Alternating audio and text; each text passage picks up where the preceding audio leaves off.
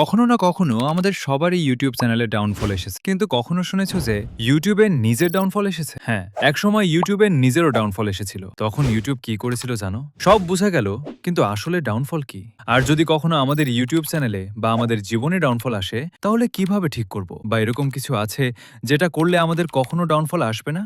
তো হ্যাঁ ভাই, আজকের এই ভিডিওতে আমরা ডাউনফল নিয়ে ডিসকাস করব, অর্থাৎ ডাউনফলের ঠিকুজি গোষ্ঠী বার করব। এই ভিডিওটি স্কিপ না করে পুরো দেখুন, কারণ ভিডিওতে খুব মজা হতে চলেছে। প্রথমে বলি, ইউটিউবে যখন ডাউনফল এসেছিল তখন ইউটিউব কি করেছিল এটা জানার আগে আমাদের জানতে হবে ইউটিউবের ডাউনফল কেন এসেছিল, ইউটিউবের ডাউনফল আসার কারণ কি। তো ইউটিউবের ডাউনফল আসার কারণ হচ্ছে, প্রথম দিকে ইউটিউব একমাত্র বড় ভিডিও শেয়ারিং মাধ্যম ছিল, কিন্তু এরপরে লঞ্চ হয় ফেসবুক, ইনস্টাগ্রামের মতো ভিডিও শেয়ারিং মাধ্যম, যেগুলোর কারণে ইউটিউবে অডিয়েন্স কাটতে থাকে। এখন প্রশ্ন, কেন ইউটিউবের অডিয়েন্স কেটে গিয়েছিল? কারণ ইনস্টাগ্রাম এবং ফেসবুক, যেখান থেকে আপনি শর্ট ভিডিও দেখতে পারতেন, কিন্তু ইউটিউবের এমন কোনো ফিচার্স ছিল না, সেই কারণে ইউটিউবের অডিয়েন্স কমতে শুরু করে। কিন্তু এখন প্রশ্ন, তখন ইউটিউব কি করেছিল? তখন ইউটিউব তাদের নিজের শর্ট ফিড চালু করেছে, যেখানে শর্ট ভিডিও শেয়ার করা হবে। যখনই ইউটিউব এই সিদ্ধান্তটি নিয়েছিল, তখনই আবার ইউটিউবের অডিয়েন্স বাড়তে থাকে। তো এই সময় এসেছিল ইউটিউবের ডাউনফল। এবার বলি,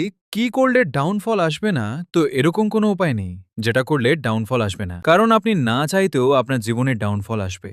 যেমন একটা উদাহরণ ধরুন, আপনি একজন কন্টেন্ট ক্রিয়েটর। প্রথম দেখি আপনার ভিডিওতে ভালো ভিউজ আসতো, কিন্তু আস্তে আস্তে আপনার ক্যাটাগরিতে কম্পিটিটর বাড়তে লাগে। তখন আপনার থেকেও তার ভিডিওতে বেশি ভিউজ আসলো। তখন আপনার মনে হবে এটা হয়তো আমার ডাউনফলের সময় দেখা গেল। নতুন কম্পিটিটর জন্য আপনার ভিডিওতে ভিউজ কম আসছে, যেরকম ইউটিউবের এসেছিল, তাই ডাউনফল ঠিক করার কোনো উপায় নেই।